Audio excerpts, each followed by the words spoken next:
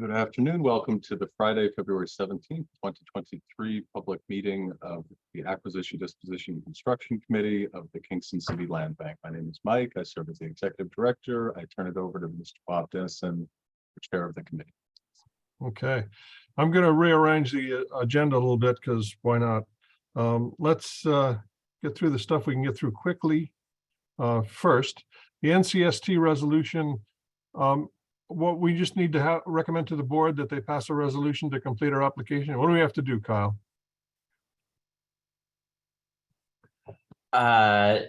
Yes, that's one step in the application before they approve us. We have to approve this resolution. I believe, yeah, that's one of the few steps, but that was one of their considerations before accepting us. Okay, so the board has to do that at their next meeting. Is that the deal? Mike, do you have? Yeah, could I throw a little more detail into it, Bob? Sure. Because the finance committee did meet yesterday and they had some desire to alter the reso that I sent you an updated version. I don't know if Nate is planning on sending an updated version before the board meeting, but I think for discussion, this has always sort of been my thought over the past few months. It's like, what sort of checks and balances does the KCLB want around the rogue executive director who goes and, writes checks that nobody can cash, which I would assert won't happen with me, but just in general, it's good policy.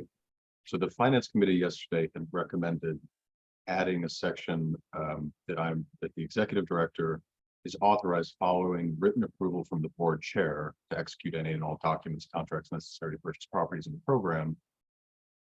And also that the authorization to purchase properties up to the purchase price of, I've highlighted this because I don't know what the number that is going to be recommended by finance is.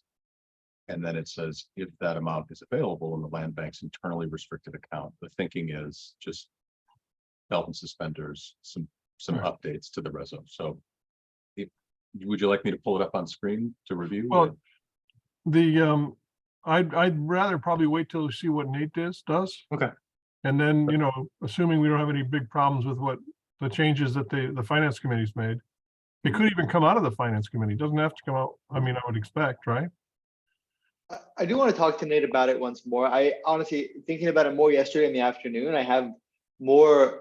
I think having the written consent from the board chair makes sense. The more I thought about it in the afternoon, I'm already playing out scenarios in which having this separate account, like having language specifically about the separate account, would actually just create an unnecessary impediment more than anything. And I worry about having guardrails that actually make it difficult to like the staff to do what they need to do. Because what I don't want, I mean, there's enough unrestricted cash, in an ideal world, unrestricted cash is being used for different purposes. I don't necessarily want to say, here's the $200,000 that we've set aside for this, and we can't touch it until we get one of those properties. So if we do touch it, we need to constantly be replenishing it so that we have enough money in that account to buy a property when it, by chance comes up 9 months and 3 days from now, or whatever it is. And then I also don't want to be in a situation where, if we, in the short term, if we do have Novo's ability where,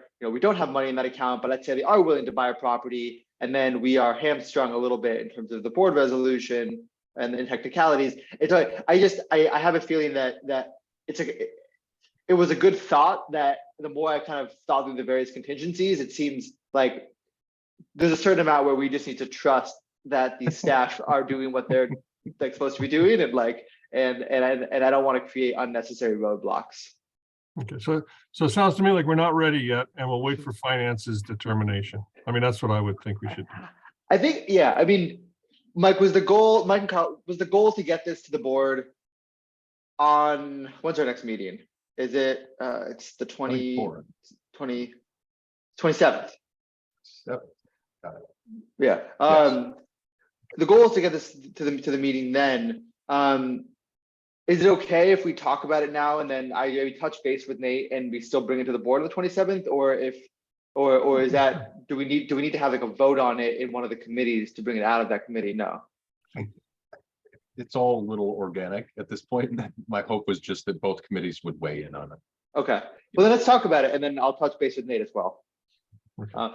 But that was our, I'll just say that was our thinking about those two, was not wanting a rogue board member or somebody like spend money that we don't have, to be authorized money we don't have, and then wanting some aspect of board consent to be built into it. And I thought, because we're not going to have time for any kind of board vote or meeting, that you know, an email from Daniel might suffice.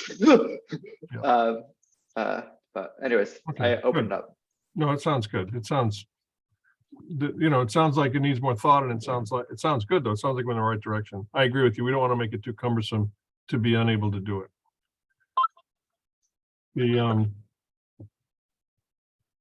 Okay, let's go to ARPA. We had an exciting meeting with Bill Reynolds.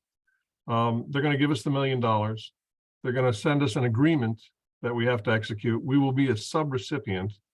And so we'll have to have documented processes that are consistent with the agreement and consistent with the U.S. Treasury's requirements for us to spend this money. We'll also need a plan. And that's probably comes to this committee, because we're going to have to come up with a pretty specific plan about how we're going to spend this money. I think that's an important piece of it. So until we get the agreement, we don't know, this is more of a heads up than anything else. We have a tight time frame. We have to obligate these funds in 2020 by 2024. And even though you can spend them in 2025, I think the comptroller is nervous about that, and he wants to spend them sooner. So we're breathlessly awaiting the agreement, draft agreement from the city. What did I leave out, Mike? The only thing I would say, just a nuance on the date by which we have to obligate, I believe it's the end of December in 2024, rather than the beginning. Right, it'd be federal fiscal year, probably. Got it. Yeah. Which makes is, sense. a screwed up You time. know more about this stuff than I'll ever. You've forgotten more than I'll ever know. Well, we'll see. So hopefully we'll do it without getting in trouble. And I think that's what I think Bill feels confident that we can do this without getting in trouble. So we'll see what happens. But it's nice, right? Get $1 million. It's kind of cool. Let's skip to closings on property. Someone gave a one of these. Could I say just briefly, Bob, that Kyle, Owen, and I are working on budgets to sort of place these funds and the LBI2 funds. So that's an ongoing conversation. And that's a good thing. I mean, that's going to be a huge part of this plan that we're going to have to present to them, our intention. Good. So that's good. Let's go to closings on properties in the near future. And I think that's Mike. So we're all closed on everything? No. No, so we have closings next week for 3rd Avenue and for Henry Street. So we'll be buying 3rd on the 22nd. We'll be selling Henry on the 24th. We also have a request from the purchaser in Hamilton for a draft contract. So that will be sent to them next week for a closing that should take place before the end of March. So those are my updates on those. Oh, really? He got that Hamilton. He came out of the woodwork. And he said, can I have a contract? The bank needs to see it. We're preparing for pre-qual and closing. And Excellent. so we will be placing, I recommend that we do a few things in the contract that we do in other contracts, but understanding that it will be subordinated to any financing that the purchaser obtains. It has a different level of teeth. So for example, I do recommend we put an enforcement mortgage on the property. Again, it would be behind the purchaser's financing, and the amount of the enforcement mortgage would be the difference between the current, the as-is appraised value, which I've solicited that we get an appraisal, and the purchase price, which is currently $25,000. So it wouldn't be a very big enforcement mortgage, but I think it's a good policy for us to consider placing that on properties when we can. We had talked about it for the Henry Street sale. I know, Aaron, you brought that up, and I think we would not be closing if we had pushed for that on that property. Right. So That's fair. It's more What's symbolic. the than anything else. intention of what's the purpose of the enforcement mortgage in this case? sure, I think it's a good general thing for us to place on properties when we can. Specifically, let's say that the purchaser of the property, who we all know would not do this personally, but let's say objectively a purchaser were to purchase the property, take out financing, pay off the mortgage, and then flip the house's market rate, or I take that back, turn the house into a hotel, or do something that was not in conforming with our original understanding that it would be owner occupied, single family home. then there would Airbnb, be- yeah, Airbnb, they'd yeah. kill us, right? We'd be beat up. It'd That's be true. awful. Airbnb is a great example. So if that were to happen, there would be circumstances in which we would have some rights to disincentivize that type of behavior. Right. That's the goal of the enforcement order, which is incentives, not really penalties. So it wouldn't be anything that wouldn't allow this purchaser to get financing.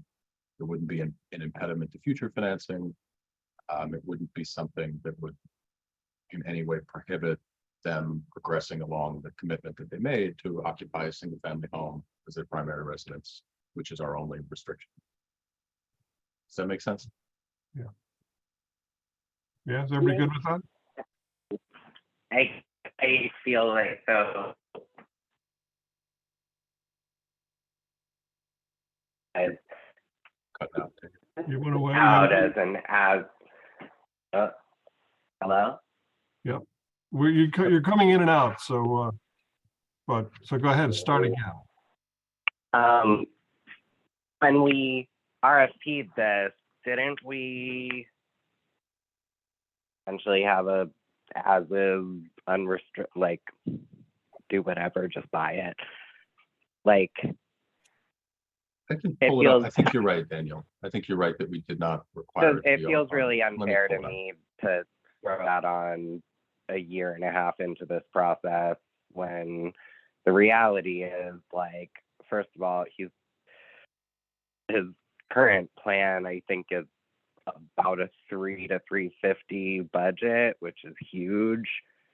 So he gets, shit happens. Like, if he gets underwater on it, he might have to unload it market rate, and I don't really see a I take- problem with that. I take back what I said, Daniel. We don't have any restrictions on the market rate side of it for this. I think, talked about that at the officers' call earlier this week. So sorry I mentioned that. There's no restriction based on like affordability. It's more about use. I would I think- do believe that if we should put something in there about him not making it into a short-term rental. If that were to occur, that we I would get, mean, I don't even think that's fair. It doesn't conform with even the proposed zoning. Like, and what, it's always possible that, like, this guy has a store in Hudson, he's back and forth from the city, like, people use Airbnb just to supplement some income and pay for stuff. Like, It's I just don't- I changing. don't know. The politics around that are changing very rapidly. we would and, get. I And know it we'd is, get, but I we'd get think, hammered. like, We'd get hammered by it. It would be a huge well, deal. I think we could say, we're expecting owner occupancy as a primary residence, but once it's his primary residence, if We he's have the- spending more than 6 months plus a day, it's considered a primary residence. I don't know. I don't think The issue it's not a hill I'm gonna die on. I just don't think it's fair to throw all of this out there at this point. Well, And As long as he maintains it who's as his gonna primary, enforce it? well, as long as he maintains it as his primary residence, then there's no problem with the Airbnb. What we don't want is a speculative Airbnb. We'll get killed. Aaron's right. They'll rip us. Sure, to I totally get that. And Daniel, we Um, did, his proposal was for it to be a primary residence. So it's not like, Right. it's not like it's like we're like restricted it in some way that he doesn't already expect. No, I get that, but I don't agree that you should in some way be barred from part-time Airbnb-ing his own primary residence. People do it all the time. I don't think he is. I don't guess think it's he would. unpopular, but there's a reason people do it. And it's It not won't- because they're greedy all the time. I will say that it's not going to be allowed anymore. I mean, it's like even under the new under the third version of the zoning, which like chances are they might even ban, I mean, who knows what'll happen? I doubt they'll ban Airbnbs, but Bob and I were at that meeting and it was a pretty aggressive, appearances I by know, 40 I many was and stuff. But the third version has no allowance for owner occupied anymore, right? It's purely 1% of the housing stock. So even if it is owner occupied, if it's not, is that right, Bob? No, my understanding is it's 1% of the housing stock for non-owner occupied Airbnbs. For, Yes, but I didn't think it was a separate, could all owner occupied still do it? yeah, I believe so. I don't think they're Okay. regulated. I could be wrong. I have to look at it Oh. again. But I think thought- if you're owner occupied, then they don't care. It's okay. I I don't know if mean, Mike, you I guess recall. my feeling is there's, given the way that we advertised and have, been approaching this, it's not default to what the city of Kingston's law is, but I don't feel like it's fair for us to put additional restrictions that haven't even been discussed with him a year and a half in. Like, sorry. Well, given that it's symbolic anyway, right? It's not really going to be enforceable. Do we want to put a symbolic, do we want to have some awareness of that in this Well, conversation? isn't there also a difference between like a restrictive covenant and an enforcement mortgage? Like I've seen contracts of sale from other land banks that So say, you shall owner occupy for 5 years or something. yeah, I think we talked about reverters, we talked about restricted covenants. I was spacing out a little bit because I wanted to go dig up the email. In March of last year, almost a year ago, I did talk with Scott about the reverter and enforcement mortgage, and he was fine with it. And so he and I reached out to Ulster Savings to confirm that it would have to be subordinated to any financing. I knew I had sort of thought this through, but just so you know, Daniel, I think it is on Scott's radar. I think it has been for about a year. We were going to do this. I really That appreciate makes you me feel raising better. like I'm sorry I didn't say that or wasn't prepared for that, but it is true. So when you run the contract by him, if it has this in there, that'll be his opportunity to say, I don't want this. I guess it would be an enforcement mortgage that's subordinate to the financing. So So how- What would it say? Mike, I go ahead. Sorry, say that again, Daniel. honestly, in this market, the house might appraise for higher than the purchase price. So then what do?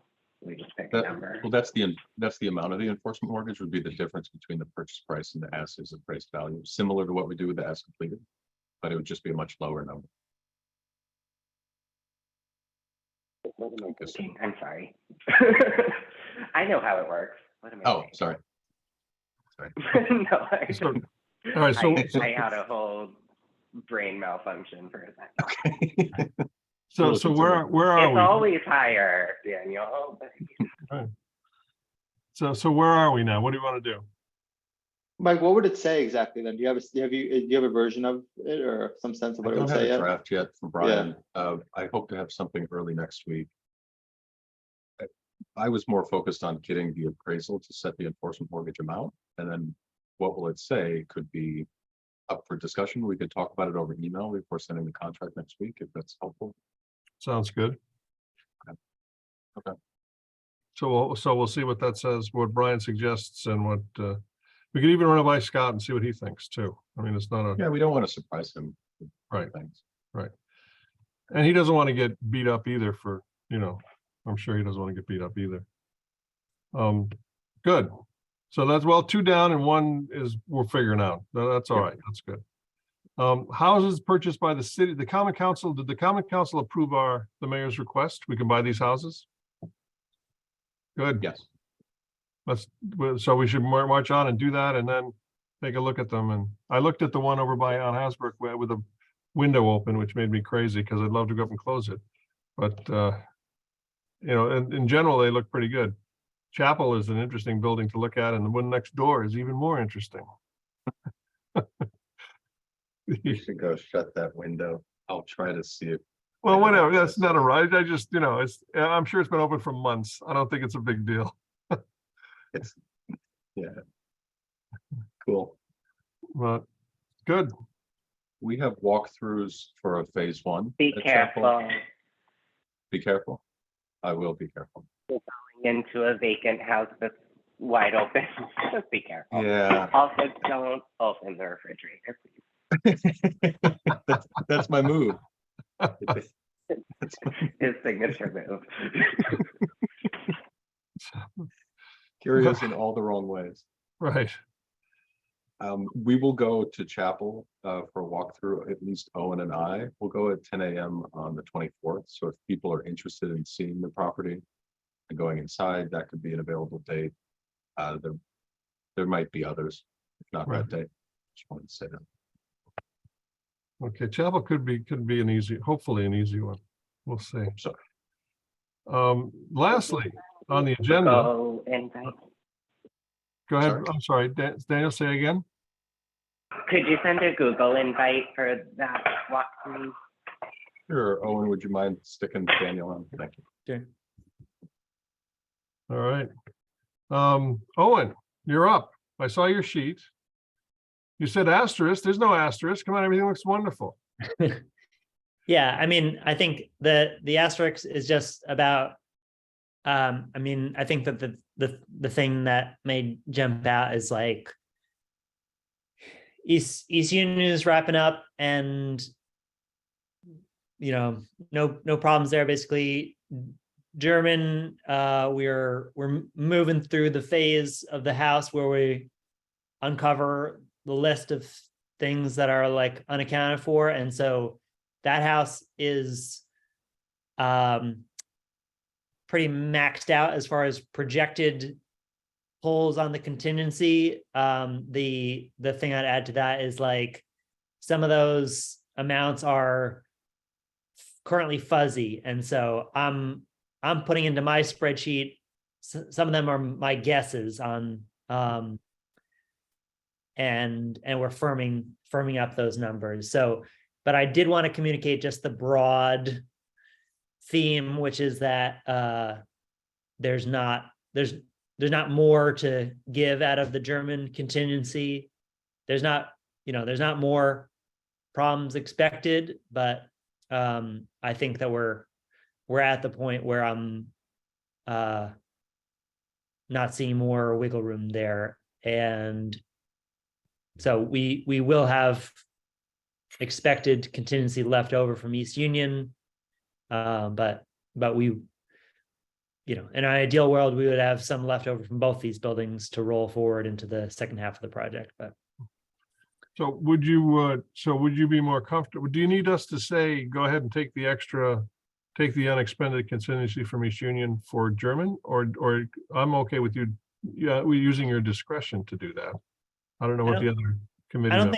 I don't think we need anything from the committee at this moment, but I just wanted to communicate overall where things are at, and let you know that I'm trying to get those numbers firmed up so that we know exactly where we're at and what we have left in the contingency there. And I don't even know the right question to ask yet about what it looks like to roll forward contingency from one project to the other, but we probably have to like just fully end the one project, which these will kind of,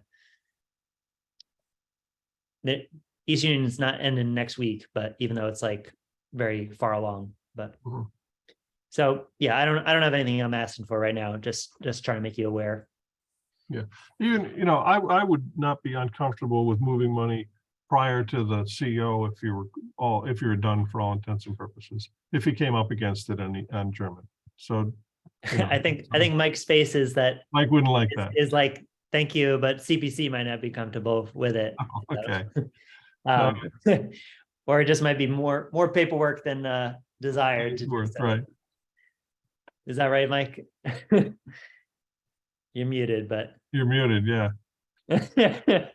He's saying. I was take having the a money. great conversation with myself. I was asking Kyle what he thought, given that Okay. he's closer to CPC about, it would require an approval, it's my guess. Yeah, I think I agree, but I think it could get it done if we needed to. Got it. That'd be fine. That's fine. So if you need that, or if you need us to do anything to help with that when the time comes, certainly don't be shy about it. What about our friends at Nailrite or BuildRite or whatever they are? Sure. So my update on that is that I received a submission on Wednesday. That's a follow-up from our meeting on January 10th. And it was not sufficient, is not correct. And they're aware of that. I'm trying to arrange an in-person meeting on Monday. Potentially even to go over in person and then like go to the notary to get things signed together. That's like what I want the meeting to be. Yeah. And I can't promise that, but we're scheduling to meet in person on Monday. So Are they being cooperative? yes, I don't believe that it's like they're intentionally doing something wrong. I think it's kind of on theme of previous Right. paperwork interactions that it just like took a long time to happen, and then it just wasn't right when it showed up. And I'm trying to jump on it with them so that they don't feel like, because I think they're just frustrated by paperwork in general. And so I mean, I don't know what their perspective is, but from my perspective, it's disappointing to wait a month for it and then to have it just be not right at all. Right. And so we're trying to keep the mode of like, hey, let me just meet with you.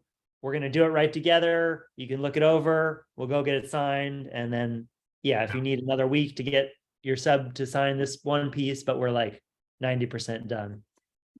So. And they don't hate you yet. That's good.